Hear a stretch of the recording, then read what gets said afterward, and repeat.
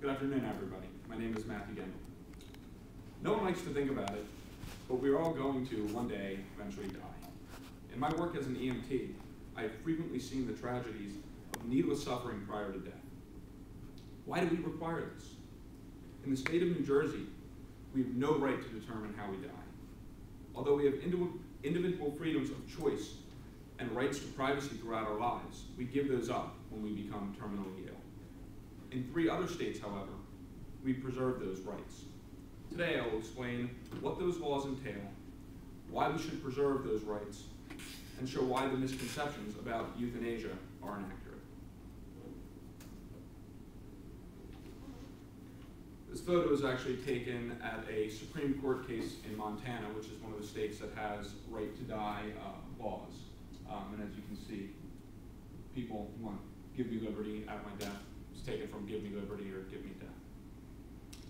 So to understand the laws surrounding euthanasia, we need to understand what euthanasia is.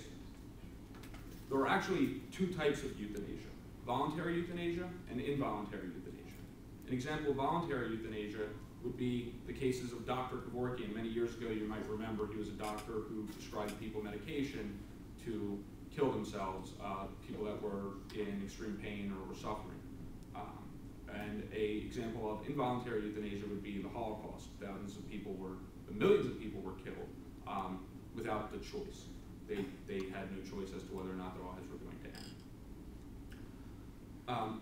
The current laws in Oregon, Washington, and Montana, as found in Pew Research, have very strict requirements for patients that would like to undergo euthanasia.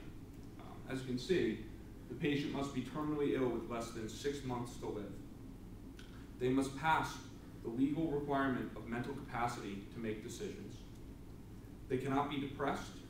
They must be diagnosed by 2 separate independent doctors, and they must certify to the 2 doctors that they got diagnosed by their desire to end their lives and the fact that they're acting on their own free will.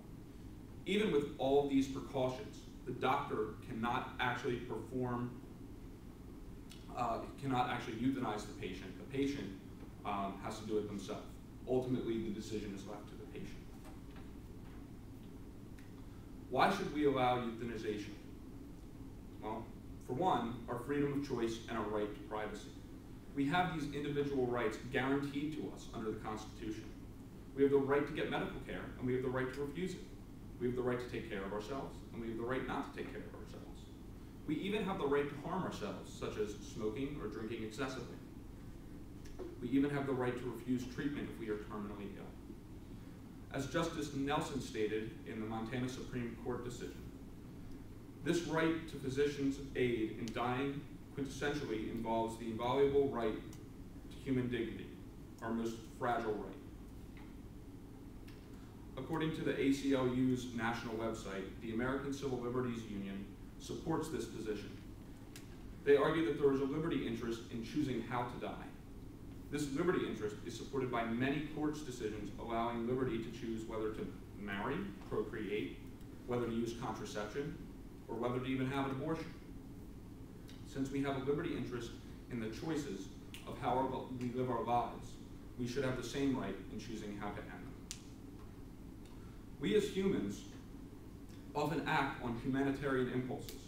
For example, we may choose to euthanize our animals to end needless suffering. If your dog gets hit, for example, like in my case, we decided to euthanize the dog so it wouldn't be in pain anymore, as many other people do.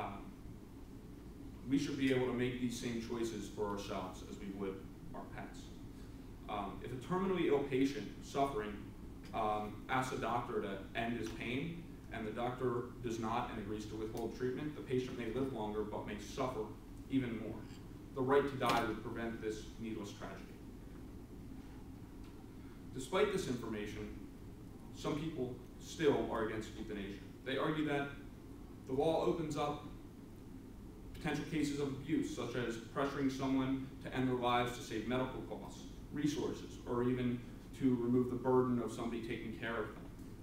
It sounds good, but as you can see from the PowerPoint, the laws have safeguards to prevent abuse.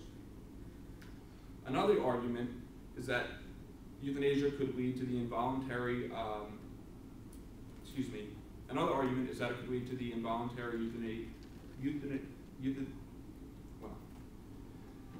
it could lead to the involuntary euthanization of the disabled, which was, if you remember during the elections, there was a lot of issues with elderly people that were afraid that, you know, whoever gets elected, they're just going to try and wipe out the elderly. Well, that's not the case. Again, as you can see, the law is designed to prevent this from happening, since it requires a patient to meet a standard of legal competency to make the decision voluntarily. So you can't have people that are disabled making these decisions. They won't allow it. That's why the safeguards are in place. In addition, a study conducted by the National Health Institute shows that countries where euthanasia occurs, such as in Europe, there is no evidence of abuses. In conclusion, as you can see, laws have been enacted in several states that protect our rights to die with dignity. These laws contain safeguards to prevent abuses and to ensure that the decision is a personal choice, not something made for somebody else. We live our life with freedom. It's time to make sure that all of us have the freedom to end our lives. Thank you very much. Does anybody have any questions? So, how will they go about doing this, with morphine? Or? The primary way that they euthanize people is they give them basically like a mega overdose of a muscle relaxant. Your heart's a muscle, heart stops, you die peacefully. It's kind of like a twilight. That's how they describe it. It's like almost like you go to the doctor and they give you, you know, like when you're going under for surgery. Well, you just don't get back up. Anybody else?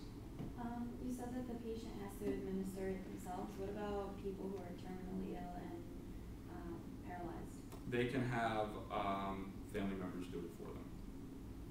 But because some people, of course, you know, some of these, let's say they don't have any arms, for example, you know, there has to be a way for them to administer it.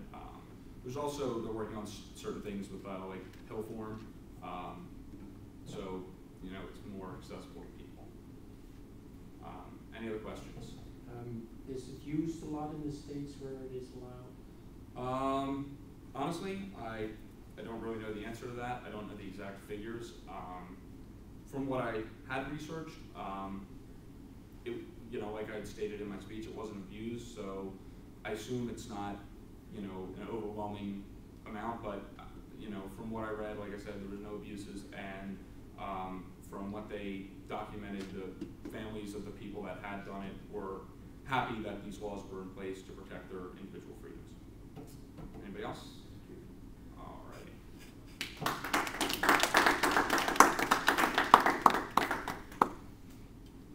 Can we try it out a minute? Like you said, that's all different.